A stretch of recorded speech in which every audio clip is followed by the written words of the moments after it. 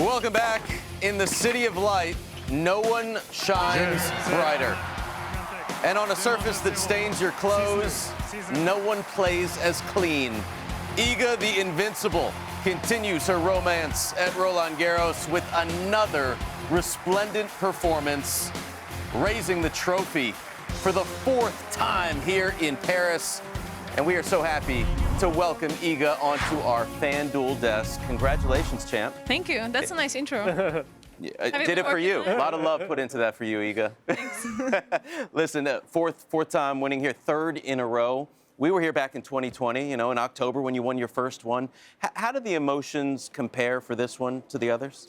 Oh, it's much different, When I won here first time, I was like, it was kind of chaotic, and I wasn't sure, how my life is gonna look like right now, Now it seems like I already know the deal, and the pressure obviously has been much higher compared to when I was an underdog and nobody really expected me to do anything. So this one, I would say I would compare it to 2022, because I just, from the beginning I knew what I'm worth and how well I can play here.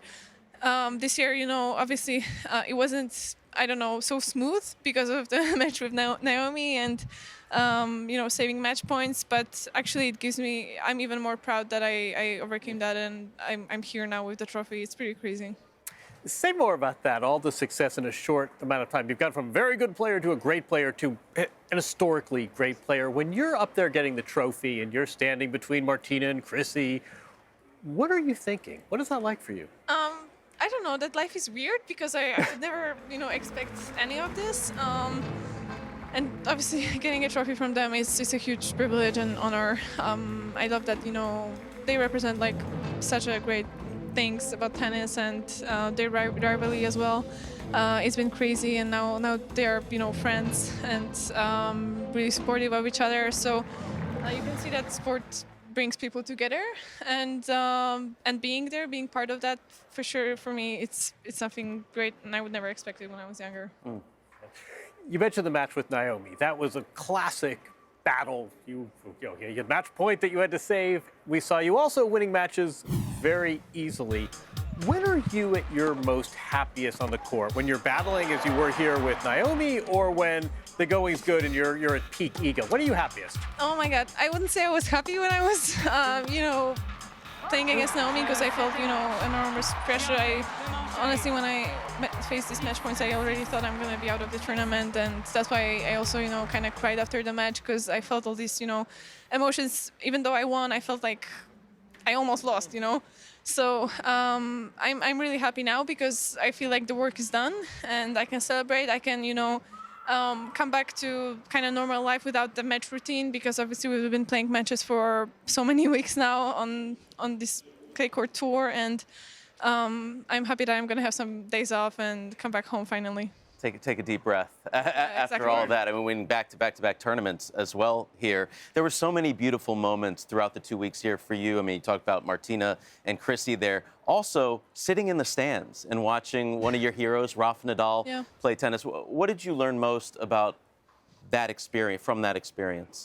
Well, honestly, I wasn't there long, because I was after my match, so still needed to do some recovery. But watching Rafa is always great. I just, love how he moves and how he plays. Obviously, he's probably not on the same level as, a few years ago, but he's really inspiring, even right now with everything that he's dealing with, constantly, being reminded about, and asked if it's the last year of his career or the last tournament. It must be pretty hard, but he's handling it with, such a great elegance, and he's a GOAT for me. So also probably if I didn't see by examples, when he won some matches that were kind of impossible to win, maybe I wouldn't be here, and maybe I would be gone after a second round, but he's for sure a huge inspiration.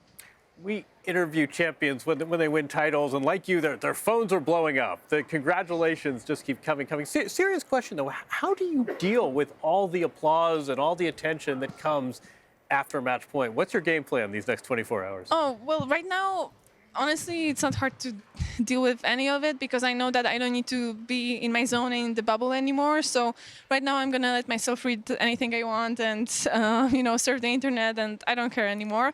But during the tournament, I honestly don't use social media that much. I stay off of them, and when I feel like it's too much in terms of talking with people or answering anybody, I just turn the internet off, and it's not so hard for me, honestly. I feel like I can have high quality life off the phone, so yeah.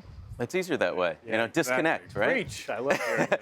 Yeah, you're also the first woman to win 3 straight as the #1 seed. So that's different. Oh, that's a nice stat. That is right. So yeah. it's different, as you talked about in 2020 when nobody expected anything. So the past few years where you come in as the top-ranked player. What's your process to deal with that type of pressure? Honestly, I just know that rankings don't play. There have been many examples of these top players, not being able to go through first rounds or something. It's not so easy in tennis to play consistently on the highest level. So I try not to take anything for granted. Treat every match, as important as it should be, and yeah, just focus on tennis, and I don't take anything for granted, and I know that without proper work, I'm not gonna win anyway. So it doesn't matter if I'm #1 or number 40.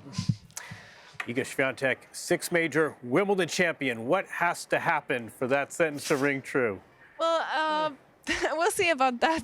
For now, I feel like I've been doing big progress on grass, especially with last year's results. I think my serve can help me do even bigger progress, but honestly, I wasn't thinking much about grass until now.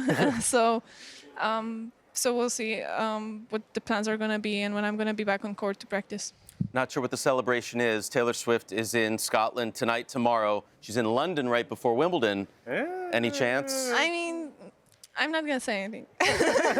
Yes. You're going to say, I take that as a yes. No, that wasn't a... I'm not going to say anything. That's no good. comment. A no for comment, comment. I think, is Iga going to see a Taylor Swift concert before Wimbledon? We'll talk. Congratulations. Well deserved, Iga. Always a pleasure to spend time with you, and enjoy some time off. Thank you very much. Iga Swiatek, your champion once again here at Roland Garros. 4th title, 3rd in a row. What a privilege to spend 2 weeks here in Paris. More history made in a city with centuries of it. We leave you now with some of the best moments from this year's edition of Roland Garros.